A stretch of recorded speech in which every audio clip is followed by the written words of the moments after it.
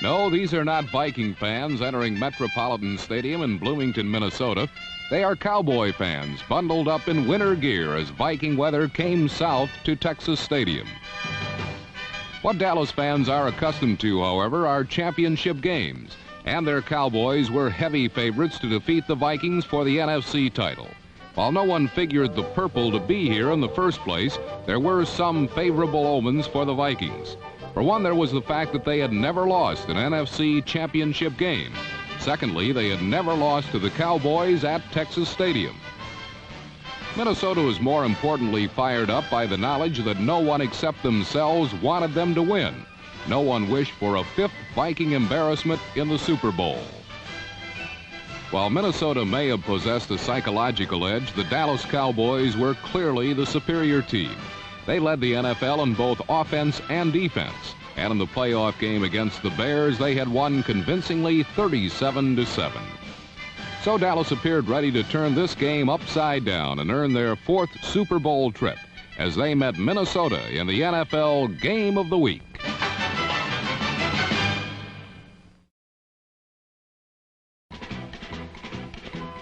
Disaster struck the Vikings on the game's third play when Robert Miller fumbled and Dallas recovered. This Dallas defense is called Doomsday Jr. by the sports writers, and like its parent, it is manned by all pros at key positions. Number 79, Harvey Martin, has become the superstar of Doomsday, and his fumble recovery set up the Cowboys nicely deep inside Minnesota territory. It took Dallas only 2 plays to convert the turnover into 6 points as Roger Staubach hit number 83 Golden Richards on the fly. Richards' touchdown was a variation of a favorite Cowboy play. Early in almost any game, Dallas employs a flanker screen, usually to Drew Pearson, number 88. Another angle reveals that Staubach's pump fake to Pearson lured the Viking defense to the decoy. With the purple caught in hot pursuit, Roger lofted a soft throw to the wide-open Richards.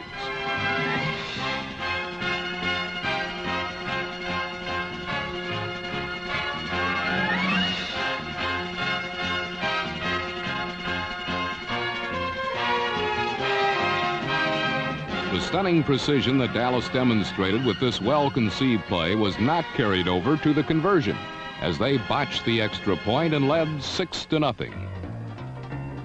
The main thrust of Tom Landry's defense has always been to shut down the opponent's running game. The philosophy of his flex defense is simply this: once you stop the run, you dictate to the offense when they must pass.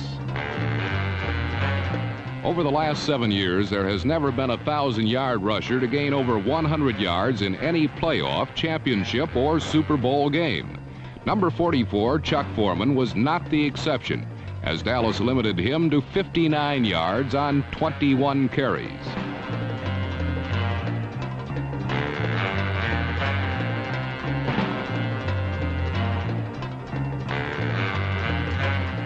The second phase of their defensive strategy was to take wide receivers Sammy White and number 28 Ahmad Rashad out of the Vikings' game plan.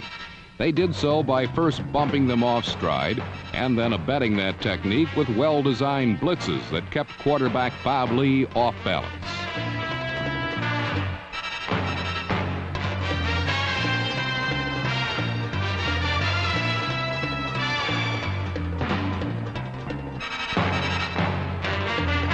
When Lee was not harassed, he forced his passes into a forest of defenders.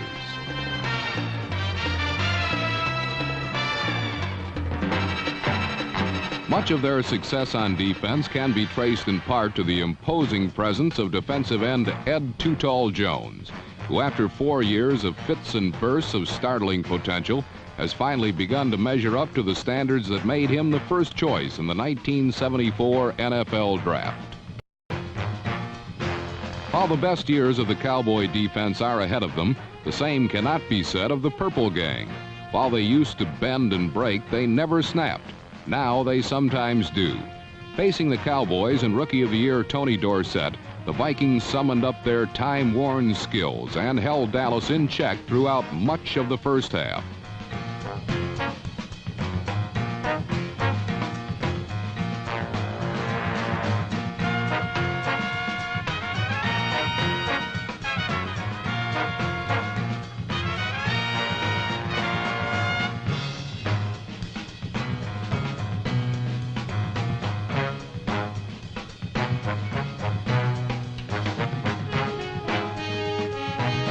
Vikings most feared the scrambles of Roger Staubach, so the front four played their rush soft and forced him to run into the hard part of their defense. With Staubach's impromptu runs nipped in the bud and Dorsett limited to 9 yards in the first quarter, the Vikings began to frustrate a Dallas team which held a scant 6-0 lead. As the second quarter began, a dreadful scene occurred when a spark caught on a spectator's snowman costume and turned it into flame. Fortunately for Dan Yoder, other spectators smothered the fire with blankets, and he was taken to a Dallas hospital and listed in fair condition.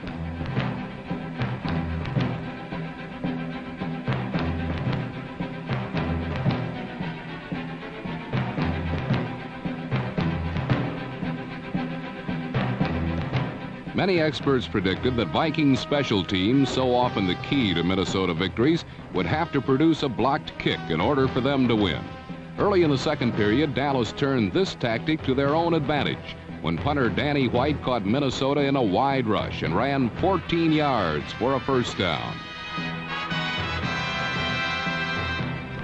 Another look at White's run reveals that he took one quick look and, seeing nothing but an open field and an uncontested opportunity for an easy first down, bolted to the sidelines.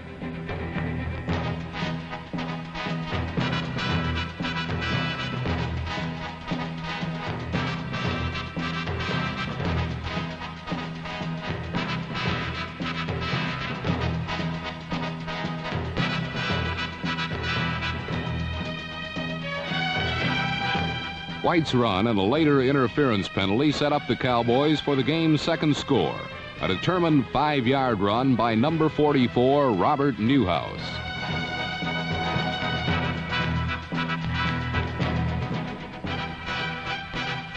Newhouse's touchdown gave Dallas a 13-0 pad, but Minnesota quickly fought back when Lee threw long to Sammy White, and number 31, Benny Barnes, was called for interference.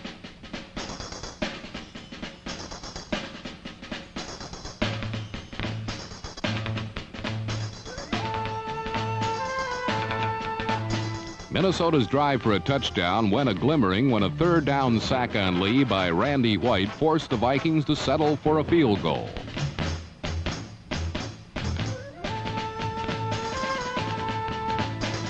Trailing 13-3, Minnesota began to pour into Roger Staubach's pass pocket and turned the usually clockwork perfect offense into a helter-skelter scattershot affair.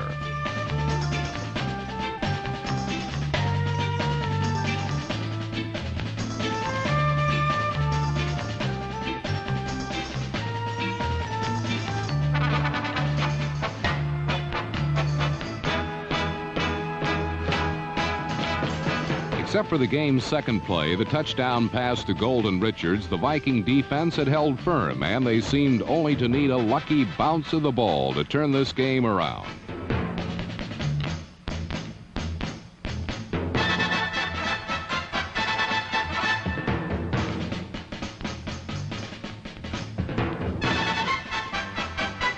However, this was not to be a fortunate day for the Vikings, as once again, when they were within sight of a touchdown, Lee fumbled.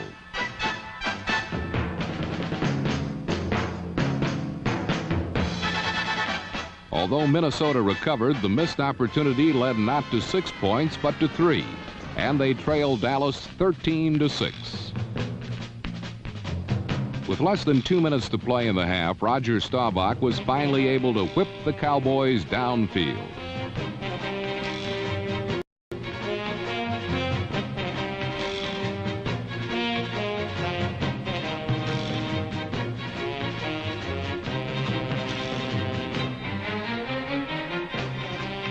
In these situations, Staubach invariably looks for number 26, Preston Pearson. Pearson is like the sixth man in pro basketball, someone able to come off the bench cold and heat up the offense in the clutch. Looking at the play again in super slow motion illustrates that Staubach used an old-fashioned jump pass to set up a seldom used middle screen. The rest was vintage Pearson as he followed and kicked past his blockers for a 32-yard gain.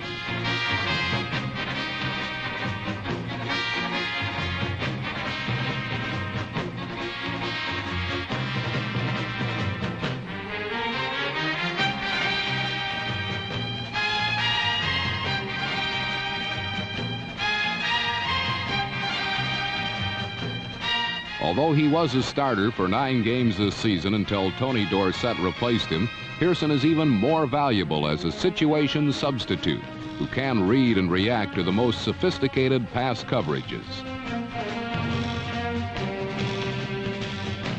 The closest Dallas came to a touchdown on this drive came when a Staubach rainbow to Golden Richards caught the little receiver a stride out of bounds.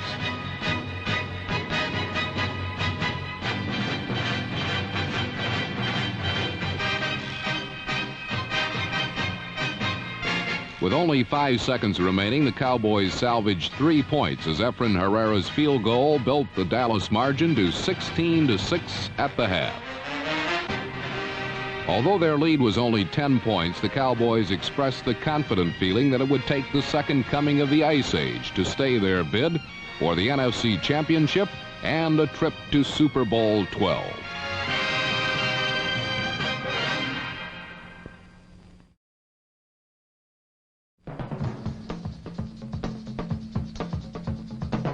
With Dallas Doomsday Jr. completely dominating the first half and the Cowboys in the lead 16-6, Minnesota and their quarterback Bob Lee began the third quarter by taking to the air.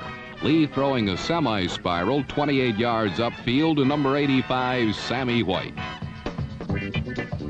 But that would be it in this series for the Vikings as the Dallas defense regrouped and once again played the tough, tenacious brand of defense they had displayed in the first half. Chuck Foreman continued to be shut off on the ground, so Lee tried short, safe passes to both flanks, but the Cowboy cornerbacks covered quickly.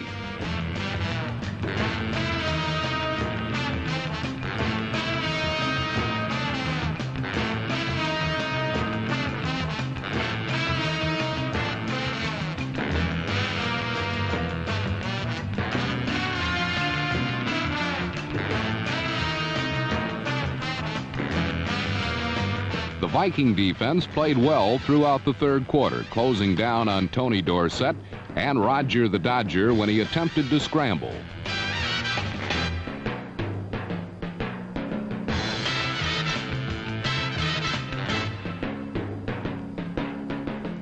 Throughout the second half, both punters played a key role with the Cowboys' young Danny White outdueling his Vikings counterpart Neil Claybo by a large margin. He drove the Vikings deeper and deeper toward their own goal with his booming kicks and continually left the Vikes with poor field position. Claybo, a 3-year veteran from Tennessee, suffered in comparison, punting for 30, 31, and 34 yards twice in the second half and failing to hit the coffin corner on a number of occasions. Late in the third period, after a poor Claybo punt gave Dallas good field position, the Cowboys hit on their first big play of the half when Drew Pearson took a pass over the middle for 28 yards to the Minnesota 12-yard line.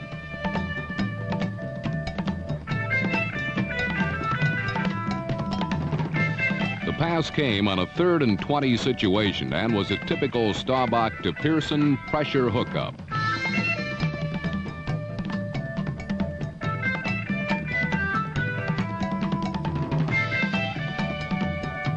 But this excellent opportunity was squandered on the very next play when Tony Dorsett coughed up the football and the Vikings recovered on the 12.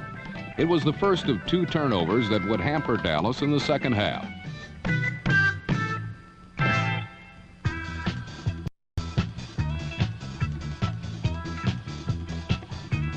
But Bob Lee, ever aware of the Dallas pass rush, couldn't move his team out of danger, and with Minnesota forced to punt from its own end zone, it appeared the Cowboys would get the ball in good field position.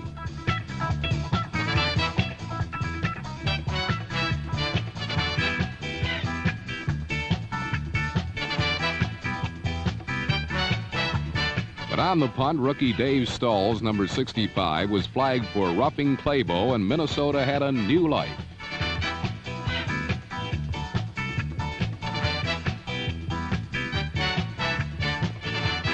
On 3rd and 3, number 83, Stu Voigt, worked his way free but dropped Lee's accurate pass, and the Vikings were forced to punt again.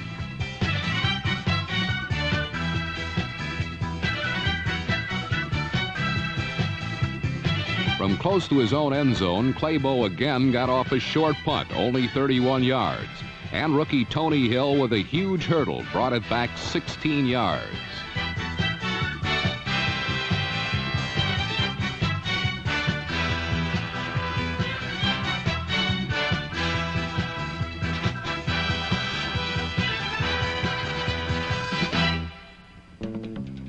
Staubach quickly improved Dallas' position by firing a strike to Drew Pearson over the middle for 19 yards, despite close coverage. But once again, with the Cowboys seemingly poised for the kill, a turnover ruined their chances. Rodgers' rollout pass for Dupree was tipped and intercepted by Nate Wright, number 43.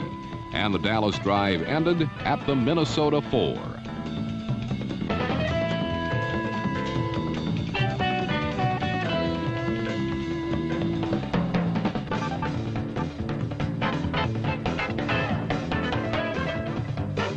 Continuing their offensive ineptitude, thanks largely to Dallas' flex defense, the Vikings punted for the 7th time in the game. Claybo finally getting off a boomer of 54 yards. But unfortunately for Minnesota, number 80 Tony Hill was the recipient.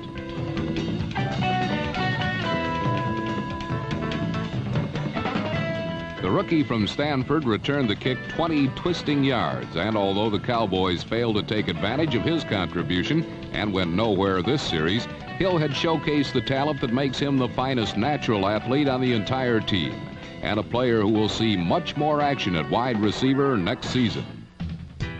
Late in the final quarter, another punt proved to be one of the key plays in this championship game. With White punting from his end zone, Minnesota's chance at good position was ruined when Manford Moore was met with a shattering tackle by Thomas Henderson and was separated from the ball, which was recovered by Jay Saldi.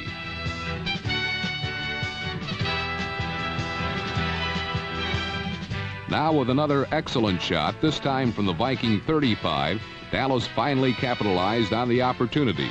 Robert Newhouse was the big man on this drive, running 3 times for a total of 23 yards.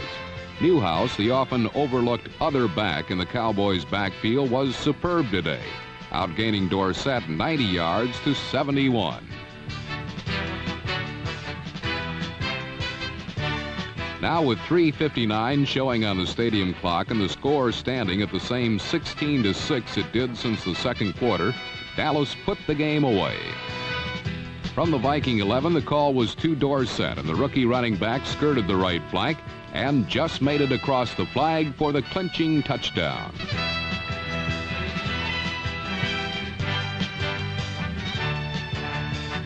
On the play, Dallas had been in their shotgun formation, Staubach handing to Dorsett, who got up ahead of steam and wouldn't be denied.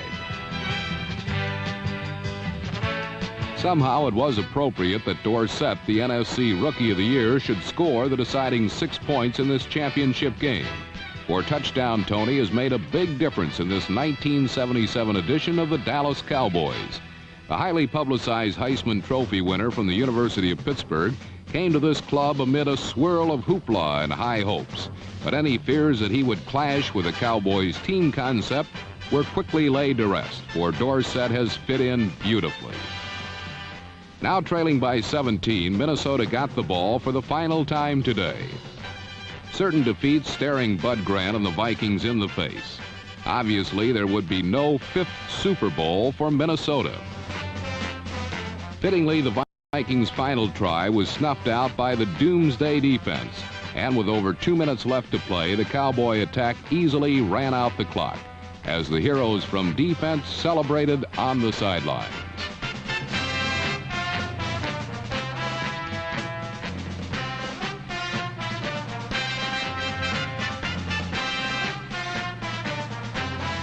Dallas had won this National Conference Championship game, and they won it convincingly, limiting Chuck Foreman and company to merely 66 yards rushing and 2 field goals.